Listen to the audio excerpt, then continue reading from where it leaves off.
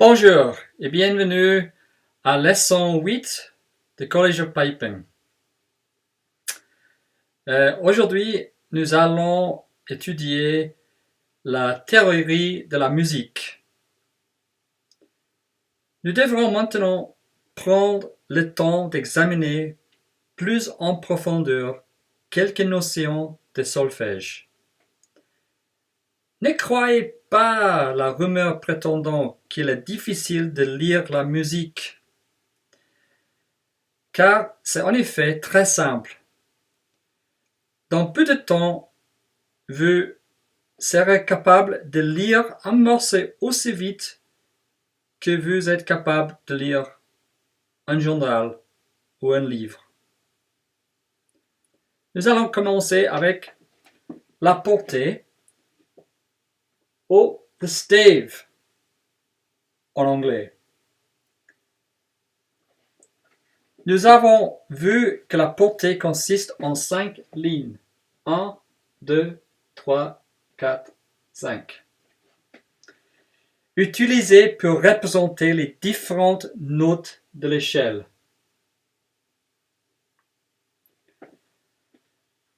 Et aussi la clé de G au treble clef en anglais est le nom donné à ce symbole-là.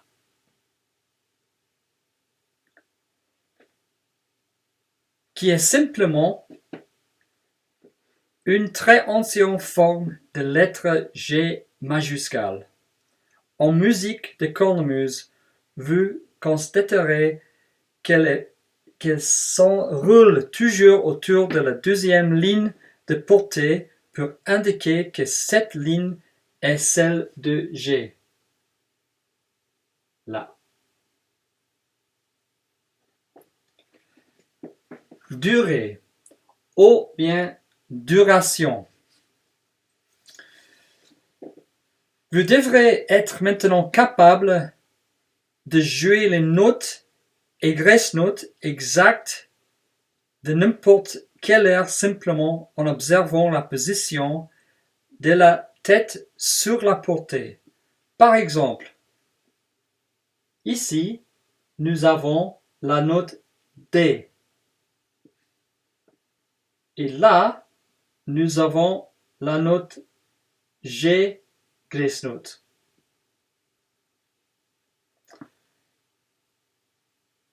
Nous sommes maintenant confrontés à un nouveau problème. Il faut savoir combien de temps nous devons passer sur chaque note. Comment différencier les notes courtes de celles qui sont plus longues? La réponse à cette question se trouve dans les différentes figures de notes, shapes of the note en anglais. La plus longue note qu'il est possible d'employer est la ronde. Et ici, j'écris une table de valeurs de notes. Et la ronde se trouve tout en haut. Et à côté, j'ai mis le nom et au-dessus le nom en anglais. J'ai une fiche qui explique tout ça.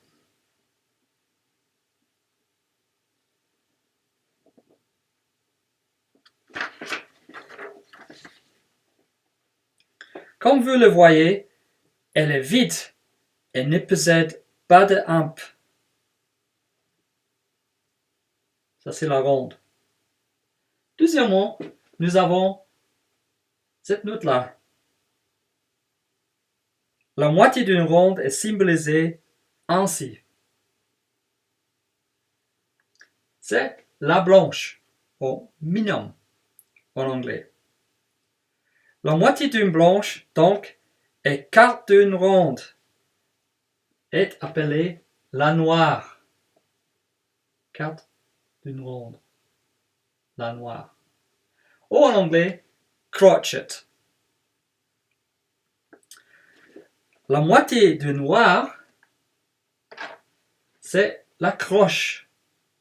Ici, c'est un huitième de la ronde.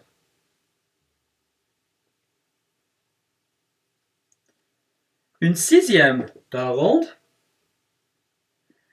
ou la moitié d'une croche, est appelée double croche, ou semi-quiver en anglais. Enfin, une 32e de ronde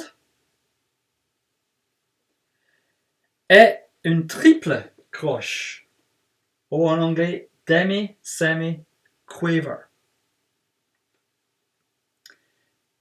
qui se représente ainsi, avec 3 lignes au-dessus.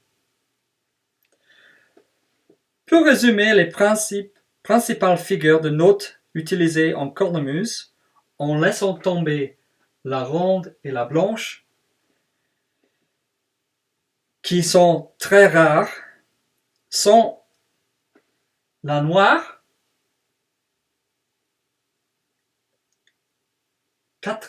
quatrième de la ronde, la croche, huitième de la ronde, une double croche, sixième de la ronde, et un triple croche, 32e de la ronde. Vous constaterez parfois, lorsque deux croches se succèdent, comme ça, elles sont liées par une barre, comme ça. Cela veut dire qu'au lieu d'écrire comme ça, nous écrivons comme ça, avec une barre qui lie les deux notes. Maintenant, nous passons au emploi de points. Nous avons fréquemment besoin de jouer une note qui ne correspond à aucune des figures parmi les illustrations qu'on a vues. Elle peut être un peu plus longue, mais pas aussi longue que le double de sa valeur. Supposons par exemple que nous veuillons jouer une note qui soit plus longue qu'une croche, mais pas aussi longue que noir.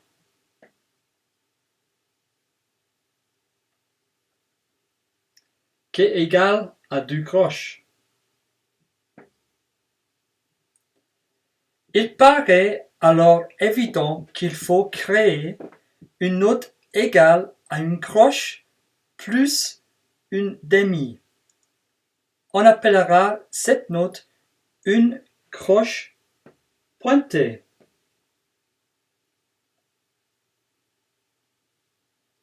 Et on la symbolisera par une croche suivie par une pointe, comme ça.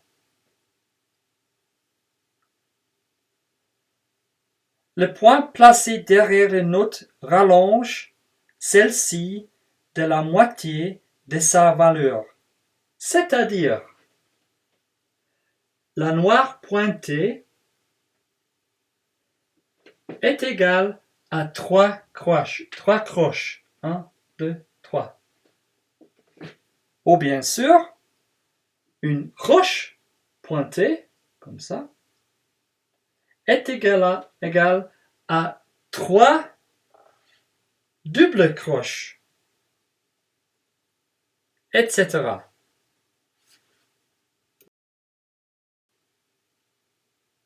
Pour des raisons pratiques, tous les morceaux sont divisés par les lignes verticales, appelées barres de mesure. Bar lines. Comme ça. L'espace contenu entre les deux barres successives est nommé mesure.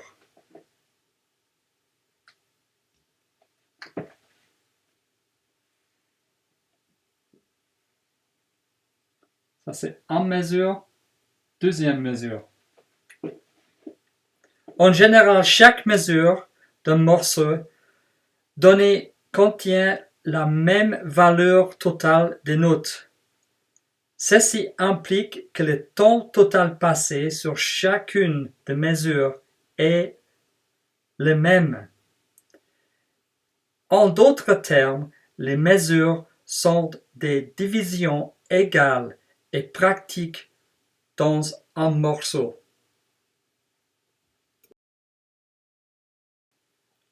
Les valeurs de notes. La valeur totale de notes est constante dans chaque mesure d'un air. Cependant, cette somme peut varier selon les morceaux. Par exemple, certains airs ont une somme équivalente à 2 noirs par mesure, tandis que d'autres possèdent 3 noirs, etc. Regardons les premières mesures de Brown-Haired Maiden. Grace notes et doublés ne sont jamais comptés dans les mesures. Le temps pris pour les effectuer est très court et emprunté en fait à la note de la mélodie sur laquelle ils sont joués.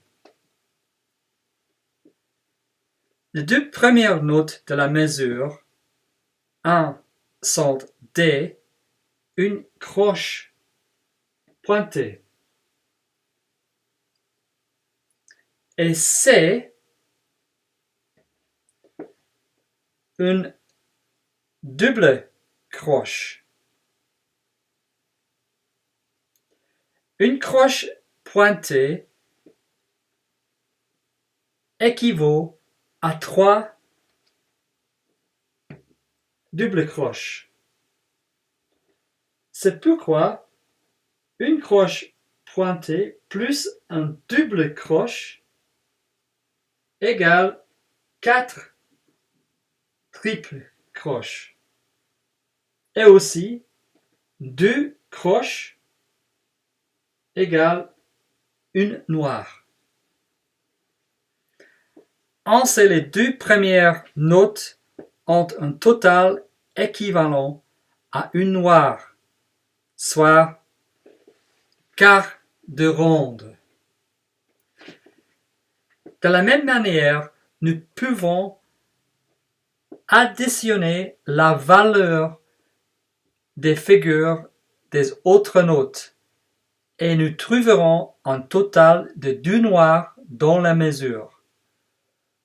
Vous pouvez vérifier toutes les autres mesures de ce morceau seront aussi équivalents à 2 noirs.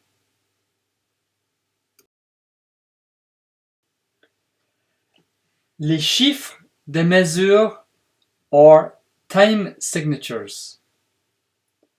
Pour indiquer la valeur totale contenue dans chaque mesure, on place 2 chiffres sur la portée au début du morceau, juste après la clé.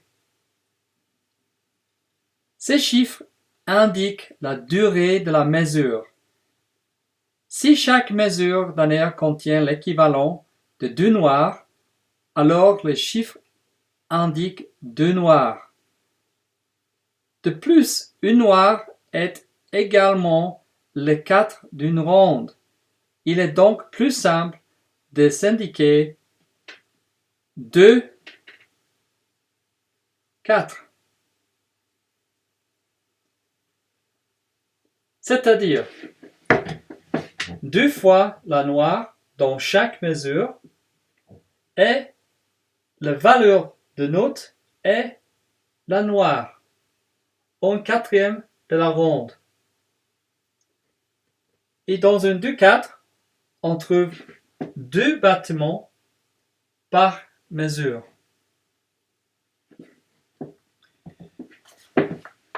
Nous lisons ces chiffres 2-4 et nous savons que n'importe quel air indiqué par cette fraction possède 2 noirs par mesure. De la même façon, les nombres 3, 4 signifient que chaque mesure contient 3 noirs dans chaque mesure. Ou leur équivalent est les chiffres 4, 4 signifie 4 noirs dans chaque mesure, où la valeur de la note est la noire, et 4 battements par mesure.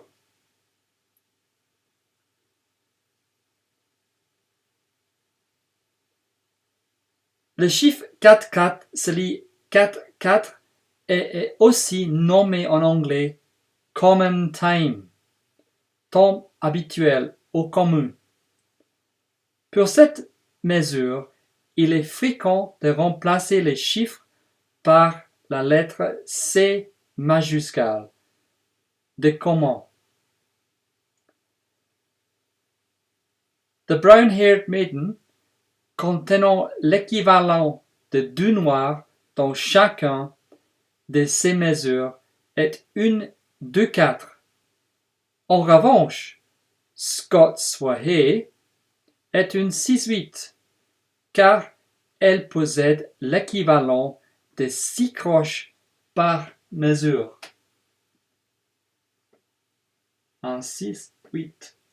Ça veut dire 6 fois la croche dans chaque mesure, où la valeur de note est la croche. Mais il y a 2 battements par mesure, et on compte 1, 2, 3, 4, 5, 6.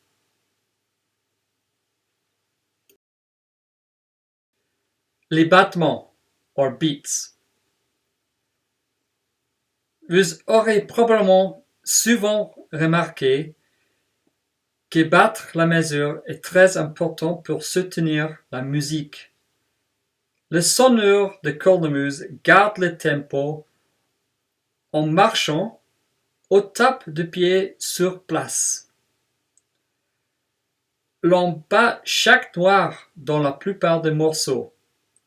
De tels airs sont dits être mesures simples, or simple time.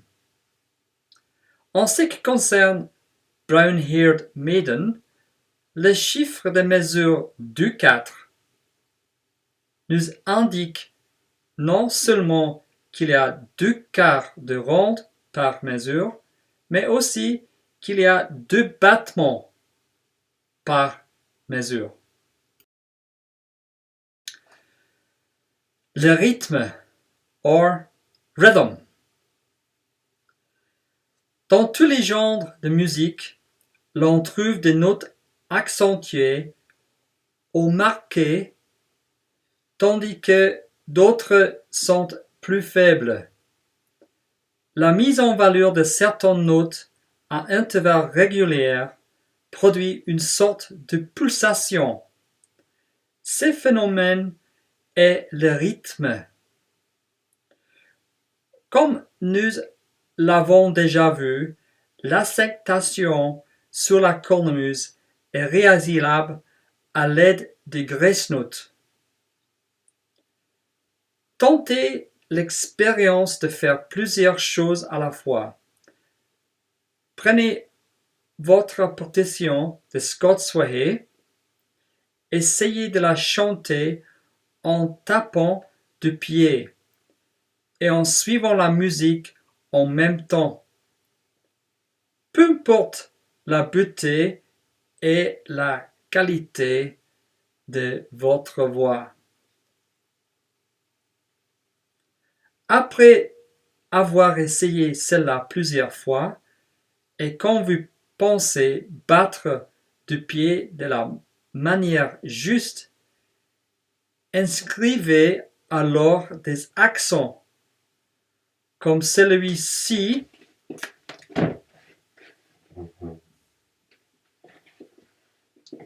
au-dessus des notes possédant un battement.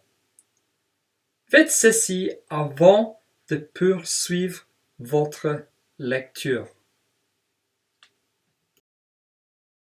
La première mesure devrait ressembler à ça. Les battements de la chanson se portent sur les mots Scots wa he we Wallace bled.